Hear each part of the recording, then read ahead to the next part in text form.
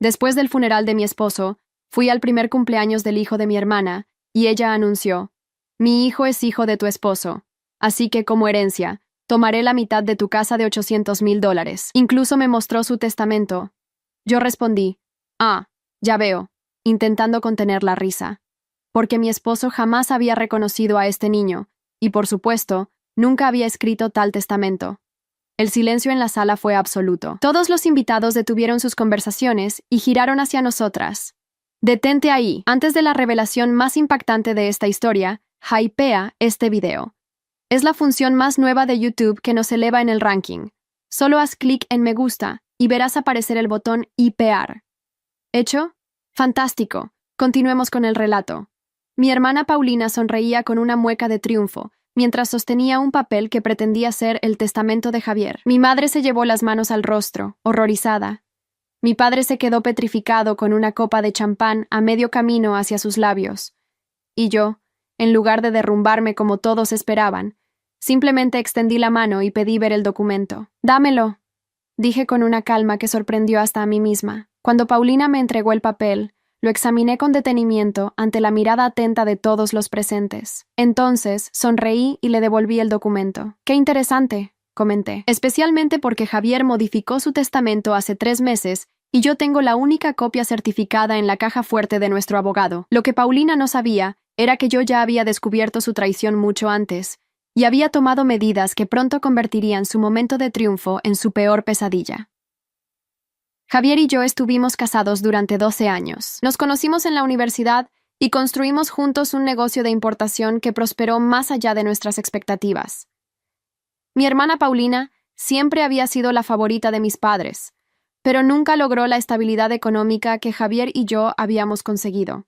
Siempre había competencia entre nosotras, pero jamás imaginé que llegaría tan lejos. Hace 8 meses, Javier fue diagnosticado con un cáncer terminal. Durante su enfermedad, noté que Paulina comenzó a visitarnos con frecuencia inusual, siempre cuando yo estaba ocupada con el negocio. Encontré mensajes en el teléfono de Javier que sugerían una relación entre ellos, pero al confrontarlo, negó todo, atribuyéndolo a mi estrés por su enfermedad. Sin embargo, instalé cámaras en nuestra casa por precaución. Lo que descubrí me destrozó. Mi hermana y mi esposo mantenían un romance desde hacía más de 1 año. En uno de los videos, Paulina le mostraba a Javier fotos de su hijo recién nacido, afirmando que era suyo y exigiendo que modificara su testamento. Javier parecía confundido y débil por los medicamentos. «¿Me estás diciendo que ese niño es mío? Eso es imposible», le decía a Javier en la grabación. «Tengo pruebas», insistía Paulina. «Necesito que reconozcas a Mateo como tu heredero legítimo». Decidí no confrontarlos inmediatamente. En cambio, consulté con nuestro abogado, Rodrigo, quien me aconsejó documentar todo y modificar legalmente el testamento de Javier mientras aún estuviera lúcido. Así lo hicimos, asegurándonos de que todo estuviera legalmente blindado. Ahora, en la fiesta de cumpleaños, mientras los invitados murmuraban entre sí, Paulina insistía en su mentira. «El ADN lo confirmará. Mateo es hijo de Javier, y tengo derecho a la herencia para mantener a su hijo». Mi madre, siempre defendiendo a Paulina, se acercó. «Catalina, si es verdad, debes compartir la herencia. Es lo correcto». Me levanté tranquilamente y tomé mi bolso. «Mañana a las 10 en la oficina de Rodrigo López. Traigan ese supuesto testamento y estaré encantada de aclarar todo este asunto de la herencia». Al salir de la fiesta, sentí una mezcla de rabia y tristeza. No solo había perdido a mi esposo por el cáncer, sino que ahora descubría la profundidad de la traición de mi propia hermana. Conduje hasta mi casa, esa propiedad de $800,000 que tanto codiciaba Paulina, y me senté en el porche, respirando profundamente para calmar mis nervios. El testamento falso que Paulina había mostrado era tan amateur que casi me dio lástima su desesperación. La firma ni siquiera se parecía a la de Javier, pero lo que más me dolía era cómo había utilizado a un niño inocente en su plan. Esa noche apenas dormí, repasando mentalmente cada momento con Javier durante sus últimos meses, cada visita de Paulina, cada conversación sospechosa. Las evidencias que había recopilado no solo demostraban la infidelidad, sino también los intentos de manipulación hacia un hombre enfermo. A la mañana siguiente, llegué temprano a la oficina de Rodrigo. Él ya tenía preparados todos los documentos legales, incluido el verdadero testamento de Javier. «¿Estás segura de querer proceder así?», me preguntó Rodrigo mientras revisábamos la estrategia. «Completamente», La traición merece consecuencias. A las 10 en punto, la puerta se abrió. Paulina entró con aire triunfal, seguida por mis padres y, para mi sorpresa, un hombre que reconocí como Federico, un amigo de Javier que trabajaba en una notaría. «Buenos días», saludó Paulina con una sonrisa que no llegaba a sus ojos. «Veo que has traído a tu abogado. Nosotros también hemos venido preparados». Mi madre se sentó a su lado, sosteniendo al pequeño Mateo, quien jugaba inocentemente con un sonajero. Mi padre permanecía callado, incómodo con toda la situación. Federico dio un paso adelante. «Puedo dar fe de que este documento es auténtico. Javier vino a mi oficina hace 6 meses para modificar su testamento». «¿En serio?», respondí tranquilamente. «Qué interesante, porque Javier apenas podía salir de casa en ese momento debido a su tratamiento. Tengo registros médicos que lo confirman». Federico vaciló por un segundo. Él hizo un esfuerzo especial ese día. Rodrigo extendió la mano. «¿Puedo ver ese documento, por favor?». Paulina le entregó el supuesto testamento con una confianza que casi admiré. Rodrigo lo examinó brevemente y asintió. «Ahora permítanme mostrarles esto», dijo, sacando una carpeta de su maletín. «Este es el testamento oficial de Javier Montero, firmado hace 3 meses en presencia de 2 testigos independientes y certificado por la jueza Elena Quiroga. Como pueden ver, la firma coincide perfectamente con todos los documentos legales anteriores de Javier». Mi padre se inclinó para examinar ambos documentos. Incluso con su vista cansada, podía notar las diferencias evidentes. «Pero eso no es todo», continué. «Rodrigo, ¿podrías mostrarles las grabaciones?». Rodrigo conectó su computadora a una pantalla en la pared de su oficina. La imagen apareció nítida.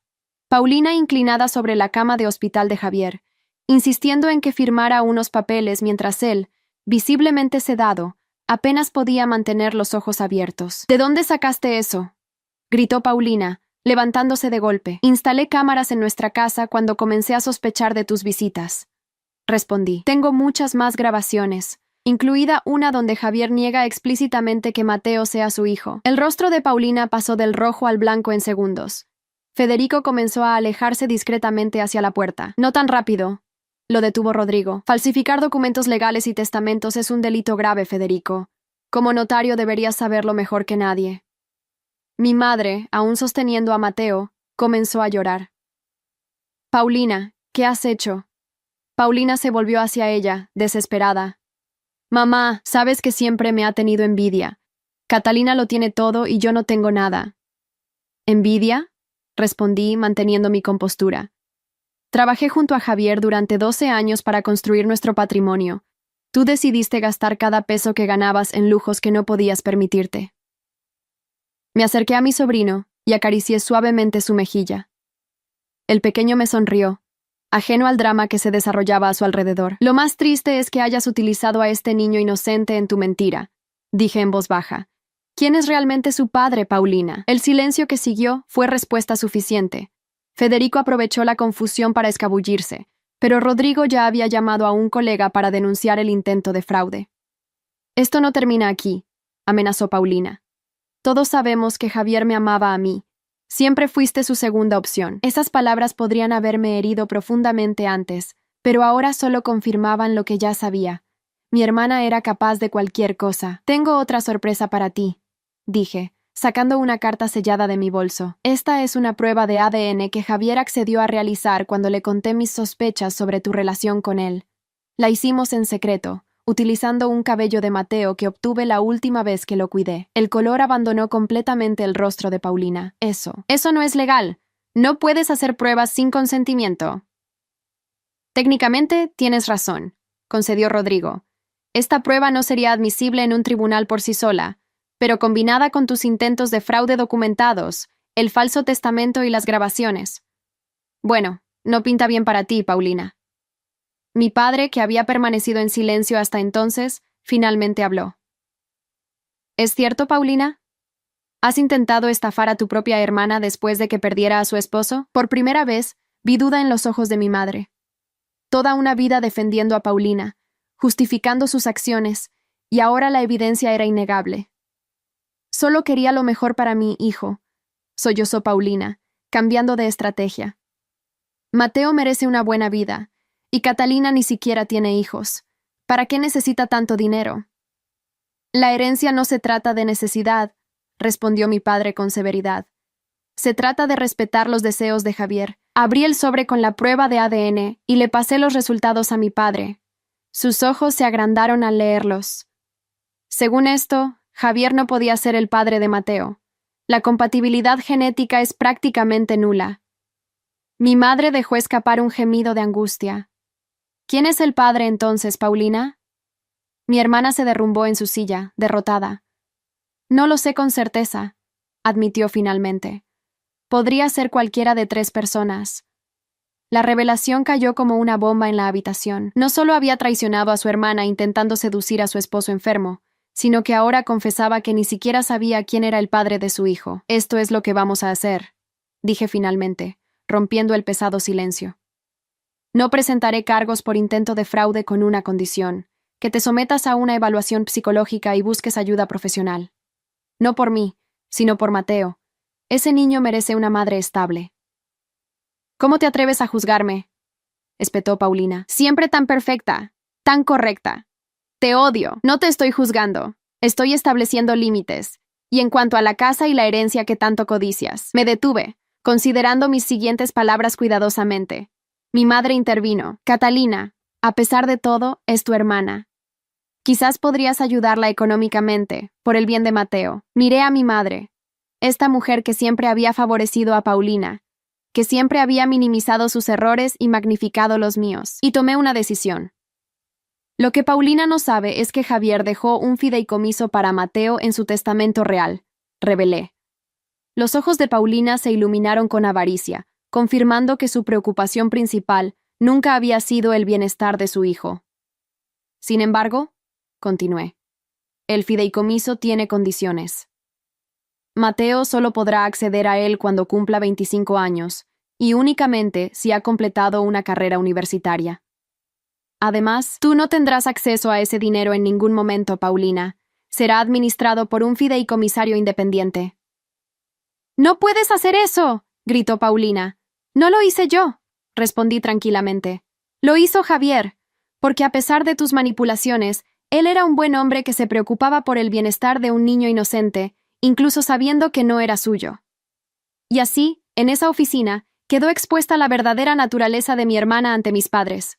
Por primera vez, vi en sus ojos que comprendían quién era realmente Paulina. Mientras recogía mis cosas para marcharme, mi padre se acercó y puso una mano sobre mi hombro. Lo siento, Catalina, dijo en voz baja. Debimos haberte escuchado antes. Salí de la oficina con la cabeza alta, dejando a Paulina enfrentando las consecuencias de sus acciones. El camino hacia la venganza y la justicia apenas comenzaba, pero ya había dado el primer paso. La verdad finalmente había salido a la luz. Lo que no sabía en ese momento era que Paulina tenía más secretos. Secretos que pronto amenazarían no solo mi herencia, sino también mi vida. Al llegar a casa esa tarde, encontré la puerta entreabierta. Inmediatamente me puse en alerta. Siempre cerraba con llave, especialmente desde la muerte de Javier. Con cautela, entré y noté signos de que alguien había estado registrando mis pertenencias. Varios cajones estaban abiertos y los papeles de mi escritorio desordenados. Mi corazón se aceleró cuando me di cuenta. Buscaban el testamento original. Afortunadamente, el documento real estaba seguro en la caja fuerte de Rodrigo. Pero este allanamiento confirmaba mis sospechas de que Paulina estaba dispuesta a llegar mucho más lejos de lo que imaginaba. Llamé inmediatamente a la policía y luego a Rodrigo. Necesito una orden de restricción contra mi hermana, le dije cuando contestó. Creo que ha entrado en mi casa. ¿Tienes pruebas de que fue ella?, preguntó Rodrigo. No directamente, pero... Me detuve al notar algo en el suelo cerca del escritorio. Era un pendiente que reconocí inmediatamente, un regalo que mis padres le habían dado a Paulina en su último cumpleaños. Acabo de encontrar evidencia, respondí, y tengo cámaras de seguridad instaladas. Cuando la policía llegó, revisaron las grabaciones de seguridad. Efectivamente, mostraban a Paulina entrando con una llave que no sabía que tenía. Los oficiales tomaron nota y me aconsejaron cambiar todas las cerraduras inmediatamente. Esa noche, mientras un cerrajero trabajaba en mi casa, recibí una llamada de un número desconocido. ¿Crees que has ganado? Era la voz de Paulina, arrastrando las palabras como si hubiera estado bebiendo. Esto apenas comienza, querida hermana. Paulina, has cruzado todas las líneas. Entraste ilegalmente en mi casa. ¿Y qué vas a hacer? ¿Denunciarme? Somos familia, se burló. Además, tengo algo que te interesará ver. No me interesan tus mentiras, respondí firmemente. ¿Y qué tal la verdad sobre la muerte de Javier? Su voz cambió, volviéndose peligrosamente seria. Un escalofrío recorrió mi espalda. ¿De qué estás hablando? Javier murió de cáncer. ¿Estás segura? Su risa al otro lado de la línea me heló la sangre. Revisa tu correo electrónico. Te he enviado algo interesante. Colgó antes de que pudiera responder. Con manos temblorosas, abrí mi correo y encontré un mensaje de una dirección desconocida. Contenía un video. Al reproducirlo, vi a Paulina sentada junto a la cama de hospital de Javier. La fecha en la esquina indicaba que era 3 días antes de su muerte. Mi esposo estaba claramente sedado, apenas consciente. Javier, cariño, decía Paulina en el video. Necesito que firmes estos papeles. Es para asegurar el futuro de nuestro hijo. Javier apenas podía mantener los ojos abiertos. No, no es mi hijo, murmuró. Claro que lo es, insistió Paulina. Y necesito que firmes esto para protegerlo. Catalina, murmuró Javier. Ella no te merece, respondió Paulina, acercándose más. Yo siempre te he amado más. Entonces, algo en el video me hizo contener la respiración. Paulina sacó una jeringa de su bolso y la inyectó en el suero de Javier. Solo un poco más de morfina para el dolor, dijo, aunque no había ninguna señal de que Javier estuviera sufriendo. Minutos después, las alarmas del monitor cardíaco comenzaron a sonar.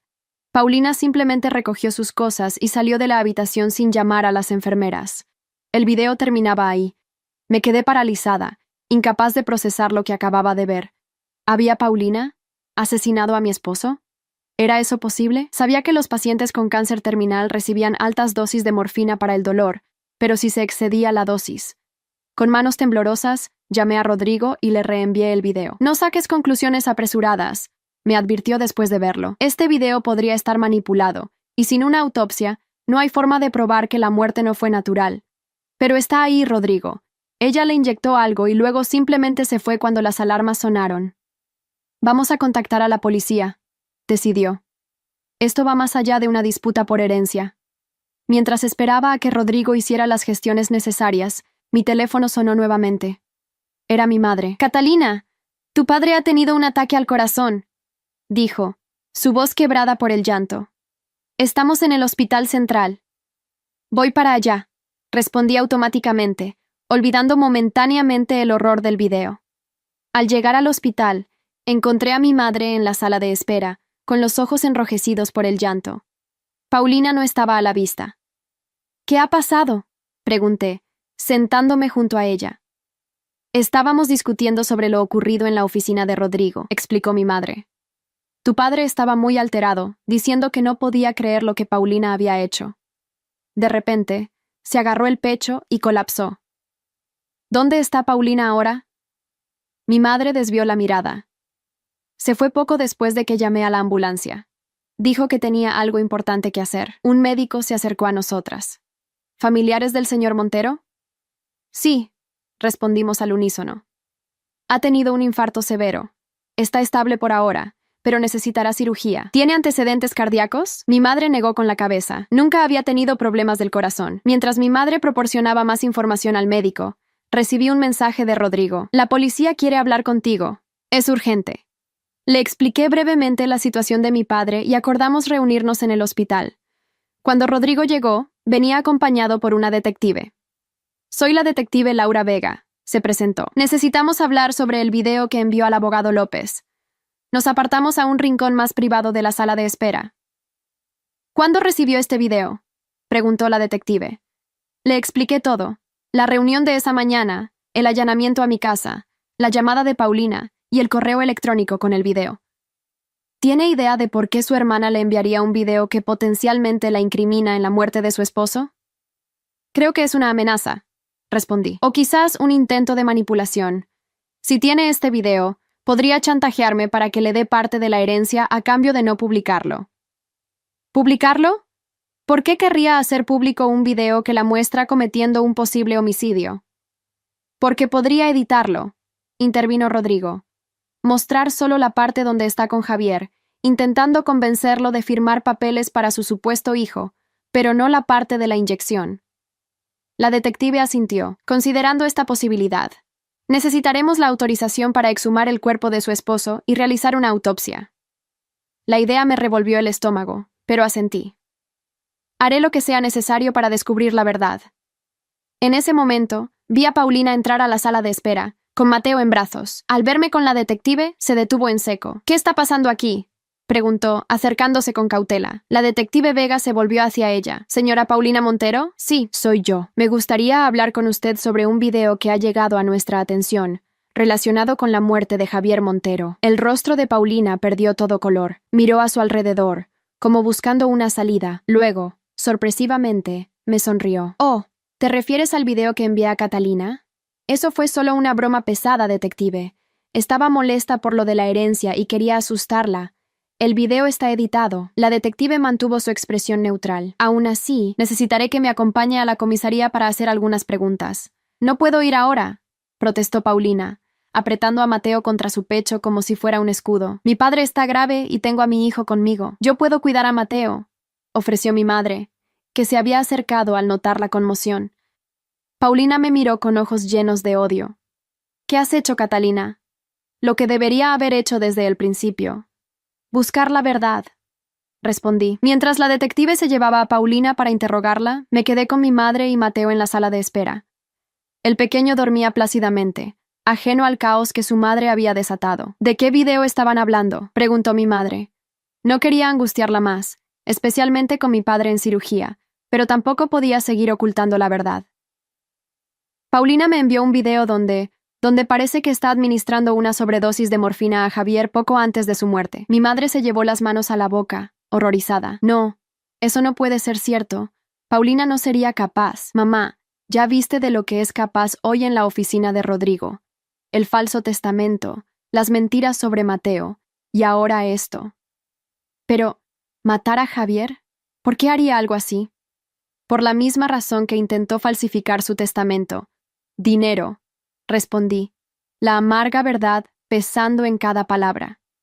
«Y quizás porque él rechazó reconocer a Mateo como su hijo». Las lágrimas rodaban por las mejillas de mi madre. Toda una vida creyendo en la bondad de su hija predilecta, para descubrir ahora que podría ser no solo una estafadora, sino posiblemente una asesina. «¿Qué vamos a hacer, Catalina?», preguntó, su voz apenas un susurro. Miré al pequeño Mateo, durmiendo inocentemente. «Primero, asegurarnos de que papá se recupere. Luego, dejar que la justicia siga su curso». Lo que no sabía en ese momento era que la espiral de revelaciones apenas comenzaba, y que el verdadero alcance de la traición de Paulina era aún más profundo y oscuro de lo que podía imaginar. Las horas siguientes transcurrieron en una bruma de ansiedad. La cirugía de mi padre se prolongó más de lo esperado, y mientras esperábamos noticias, intenté ocupar mi mente cuidando a Mateo y hablando con la policía. La detective Vega regresó al hospital cerca de la medianoche. «Su hermana ha sido detenida temporalmente», me informó. «El video por sí solo no es prueba suficiente, pero hemos obtenido una orden para exhumar el cuerpo de su esposo y realizar análisis toxicológicos». «¿Cuánto tiempo llevará eso?», pregunté. «Depende de varios factores. El tiempo transcurrido desde el fallecimiento complica las cosas, pero si hubo una sobredosis significativa de opioides, deberían quedar rastros detectables». Asentí, agradeciendo su sinceridad. «¿Y qué pasará con mi hermana mientras tanto?» «Permanecerá bajo custodia por el allanamiento a su propiedad. Tenemos las grabaciones de seguridad que lo confirman. En cuanto a la acusación más grave, necesitamos pruebas concluyentes». Cuando la detective se marchó, el cirujano finalmente apareció para informarnos sobre mi padre. «La operación ha sido exitosa», nos dijo. «Hemos colocado 2 stents para restaurar el flujo sanguíneo. Ahora necesita descanso y seguir un tratamiento estricto, pero debería recuperarse completamente». El alivio que sentí fue indescriptible. Con todo lo que estaba sucediendo, perder también a mi padre habría sido demasiado. «¿Podemos verlo?», preguntó mi madre. «Brevemente. Está en recuperación y aún bajo los efectos de la anestesia». Mi madre y yo entramos a la habitación donde mi padre descansaba, conectado a múltiples monitores. Verlo así, vulnerable y disminuido, me recordó a Javier en sus últimos días. La similitud era dolorosa. «¿Crees que Paulina realmente?», comenzó mi madre, sin poder terminar la frase. «No lo sé», respondí honestamente. «Pero el video existe, y lo envió ella misma. Si fue capaz de entrar ilegalmente en mi casa y fabricar un testamento falso, ¿quién sabe de qué más sería capaz?». Mi madre acarició la mano de mi padre. «Siempre la defendí. Siempre justifiqué sus acciones. Tal vez si hubiera sido más estricta, si no la hubiera consentido tanto. No te culpes, mamá. Paulina tomó sus propias decisiones. Al día siguiente, Mientras mi padre comenzaba a recuperarse, recibí una llamada de Rodrigo. «Han encontrado algo en tu casa», me informó. «La policía ha descubierto un dispositivo de grabación oculto en tu dormitorio». ¿Un dispositivo de grabación? ¿Colocado por Paulina? Eso parece. Lo encontraron detrás de un cuadro, apuntando directamente a tu cama. Según los técnicos, ha estado transmitiendo durante al menos 2 semanas. La repulsión me invadió. Mi hermana no solo había violado mi hogar, sino también mi intimidad más básica. ¿Por qué haría algo así? Creo que buscaba algo que pudiera usar contra ti. Cualquier cosa, conversaciones privadas, momentos íntimos, que pudiera utilizar para desacreditarte o manipularte. La idea me enfermó. ¿Qué clase de persona espía a su propia hermana? El tipo de persona que también falsifica testamentos y posiblemente. Rodrigo dejó la frase incompleta, pero ambos sabíamos a qué se refería. Mientras procesaba esta nueva información, recibí un mensaje de texto de un número que no reconocí. Si quieres saber la verdad completa sobre tu hermana y tu marido, encuéntrame en el café junto al hospital en 30 minutos. Ven sola. Dudé sobre si asistir. Podría ser una trampa, o simplemente alguien intentando aprovecharse de la situación. Decidí informar a Rodrigo. Podría ser peligroso, advirtió. Deberías informar a la detective Vega. Lo haré, pero quiero ver quién es. El café es un lugar público. Estaré segura. Avisé a mi madre que saldría brevemente y me dirigí al café, después de contactar a la detective Vega, quien prometió enviar a un oficial de civil para vigilar el encuentro. Al entrar al café, busqué rostros familiares o sospechosos. Una mujer de mediana edad en la esquina levantó la mano discretamente. Me acerqué con cautela. ¿Usted me envió el mensaje?, pregunté, manteniéndome de pie. Sí, mi nombre es Carmen. Trabajaba como enfermera en el hospital cuando su esposo estuvo internado. Me senté lentamente, intrigada pero cautelosa. ¿Qué sabe usted sobre mi hermana y mi marido? Carmen miró nerviosamente alrededor antes de responder. Vi cosas que no reporté en su momento porque no estaba segura, y porque su hermana me amenazó. ¿Qué tipo de cosas? La señorita Paulina visitaba a su esposo casi diariamente, siempre cuando usted no estaba. Al principio parecían visitas normales de una cuñada preocupada, pero luego se detuvo, como si le costara continuar. Por favor, necesito saber la verdad, insistí.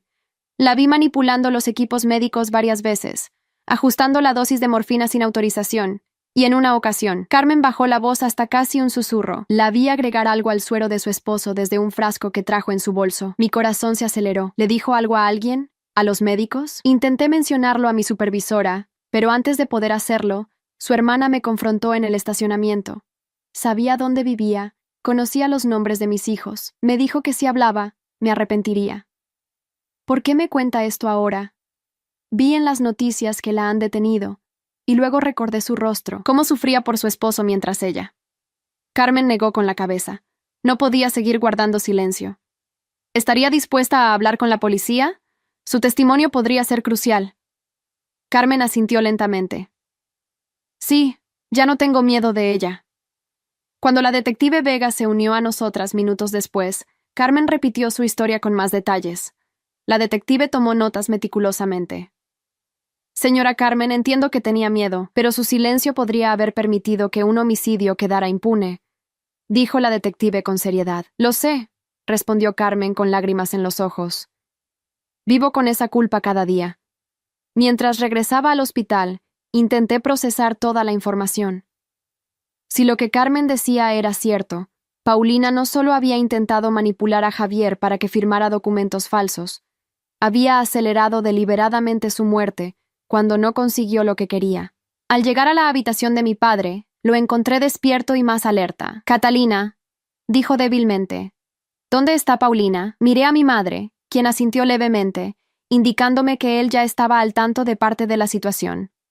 Está detenida, papá, por allanamiento de morada y hay otras acusaciones bajo investigación.